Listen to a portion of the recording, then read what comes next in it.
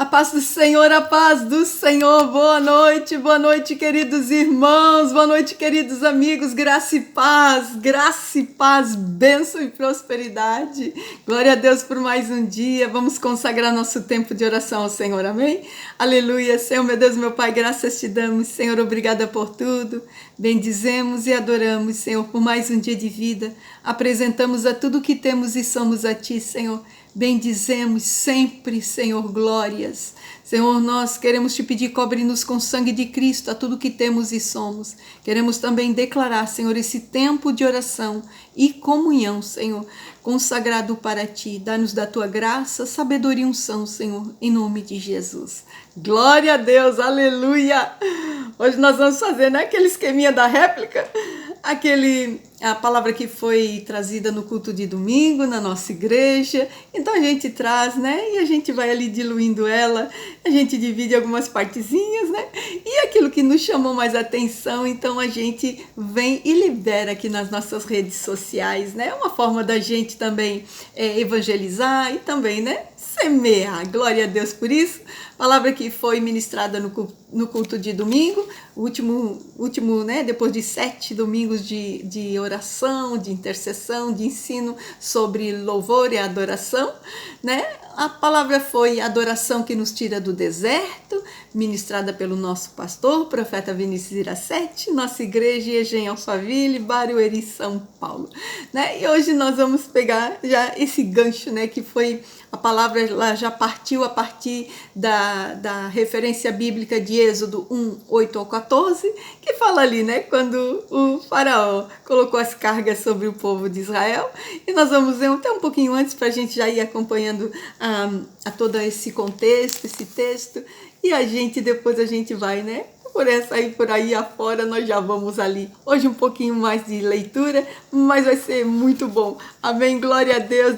Vamos nessa leitura, Êxodo 1, 6, que diz assim, a partir do 6 nós vamos, que diz assim: sendo, pois, José falecido e todos os seus irmãos e toda aquela geração, os filhos de Israel frutificaram, aumentaram muito e multiplicaram-se e foram fortalecidos grandemente, de maneira que a terra se encheu deles.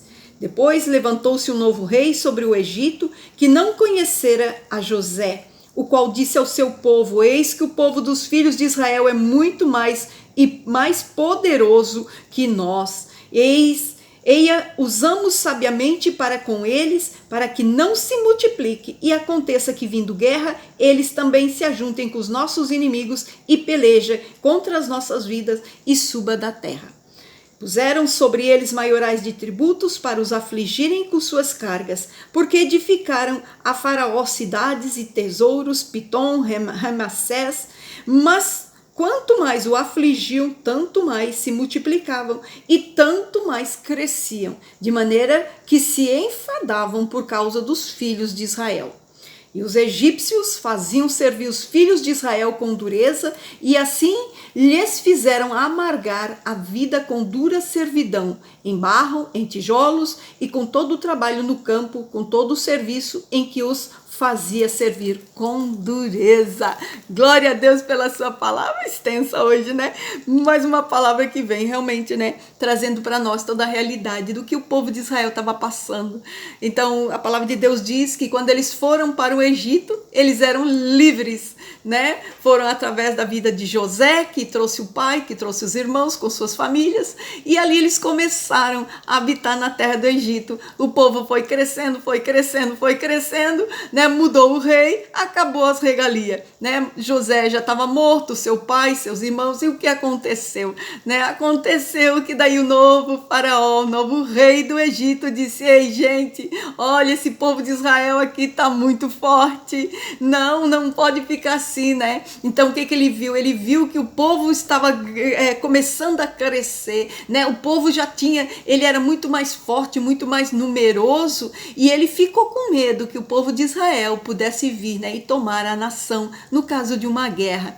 Então o que acontece, né? Eles pensaram: o que nós vamos fazer com esse povo? Vamos subjugá-los, né? Começou a botar carga, começou a cobrar imposto, imposto, começou a fazer todo tipo de serviço. Israel ficou realmente escravo, né? A palavra de Deus diz mais de 400 anos eles ficaram escravos no Egito, né? Então ali naquela escravidão foi colocado uma carga de trabalho muito grande, muitos impostos, né? E o que aconteceu? Eles começaram, né, a aculturar-se, né, com a cultura do Egito, com a cultura da escravidão, com a forma de vida que eles tinham, né? Então eles não viam nenhuma saída, eles não viam nenhuma forma de escape, eles não tinham força para lutar, né? Aquilo tudo era um jugo sobre eles, né? Então quando eles clamam ao Senhor, então toda a sorte deles muda. O Senhor diz: eu tiro o meu povo, eu estou vendo a carga deles, né? Então é onde o Senhor entra para salvar eles de toda aquela escravidão.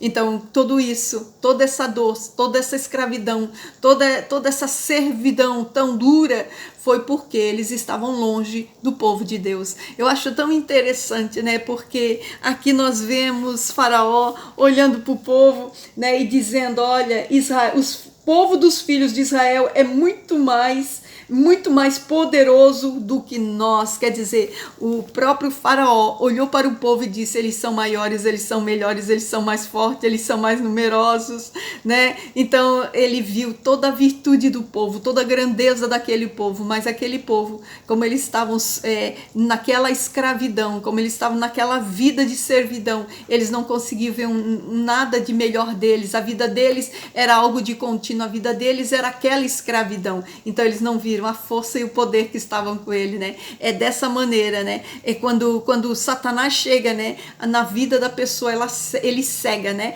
Para que entre numa cultura, entre realmente ali, né, no mundo que vai assediando, que vai abraçando, é uma cultura que não tem nada a ver com Deus. Então Satanás, ele cega para nós não vermos a força que temos em Deus. E quando levanta, né, a força do ungido de Deus, quando levanta aquele que o Senhor está levantando, Satanás vem para tentar arrebatar, para fazer cair, para fazer subjugar, para não poder levantar, para não ser maioral, para não ter força para aparecer, né? Então é isso que aconteceu com o povo de Israel, né? Quando o novo rei, ele toma posse do reino, ele olha e diz: esse povo é muito forte, esse povo é muito grande. Enquanto isso, o povo olhava e não pensava em nada, se achava pequeno, se achava minúsculo e ficava escravo, né? Então, longe de Deus. Tudo isso era porque eles estavam longe de Deus. Então, quando nós estamos longe de Deus, né? E isso que acontece também para nossas vidas, que nem foi com o povo de Israel, né? Longe de Deus, Satanás, ele nos cega para nós não vermos, né, o que nós temos em Deus, as promessas em Deus, o potencial que temos em Deus, né? Por isso que Satanás, ele luta tanto para nos separarmos de Deus, né? Porque quando nós estamos com Deus, né, nós clamamos e ele vem, né? O socorro chega, a graça chega, nós pedimos, ele dá, nós batemos, ele abre, a resposta chega. Deus é uma fonte, Deus é um manancial para o seu povo. O povo de Israel ficou 400 e poucos anos tudo ali sofrendo, naquela escravidão, naquela escassez, naquela pobreza, naquela miséria, porque estava longe de Deus. No dia em que eles começam a clamar a Deus, a graça do Senhor vem, né? Porque quando Deus vem, meus amados, Deus mostra o potencial, Deus mostra a força, e Deus diz: ei, deixa que eu luto por ti, pode deixar, filho, pode deixar, tu somente crê, né? Então quando Deus vem, ele mostra que ele é fonte. Quando Deus vem, ele dá a força que precisa. Quando Deus vem, ele abre caminho. Quando Deus vem, ele tira da escravidão. Quando Deus vem, toda circunstância muda, né? Então quer dizer, quando ele chega, ele mostra o potencial. Então ele diz, né, não pensa pequeno, porque eu te criei grande, né? Então ele diz: olha, bota o pé no mar que o mar vai abrir, deixa que eu boto uma coluna de fogo, deixa que eu coloco uma nuvem de graça, deixa que eu tiro a água da rocha, deixa que eu mando as codornizes. Então Deus vai fazendo, né, com que tudo aquilo que para nós parece que é um deserto, parece um desespero, parece uma escassez, parece que é né, aquilo que não vai ter nunca uma saída, Deus diz: nem só clama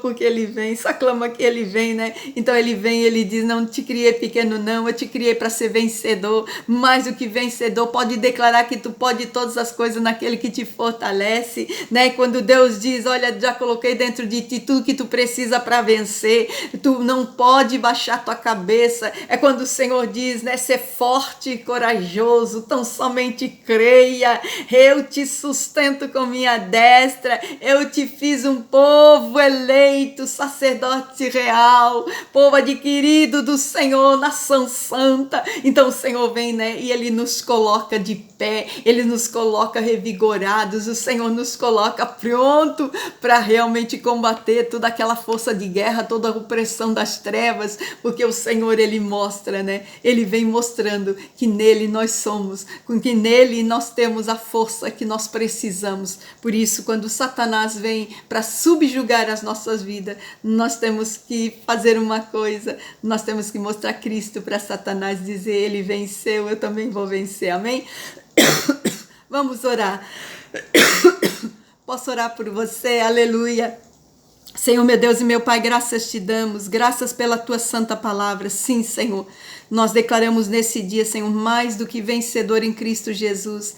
Cristo venceu e nós iremos vencer. Sim, Senhor, meu Deus, nós queremos dizer que nós queremos aliança eterna contigo. Não nos deixe, Senhor, no caminho. Senhor, não nos abandone, Senhor, meu Deus. Não queremos ficar longe de ti. O que mais desejamos na nossa vida, Senhor, é estar contigo, é viver contigo, porque tu és a nossa fonte, tu és nossa força, tu és, Senhor, tudo que precisamos. Graças te damos, Senhor, por tudo. E nesse dia nós declaramos, Senhor, que nada temos a ver com as trevas, nada temos a ver com este mundo.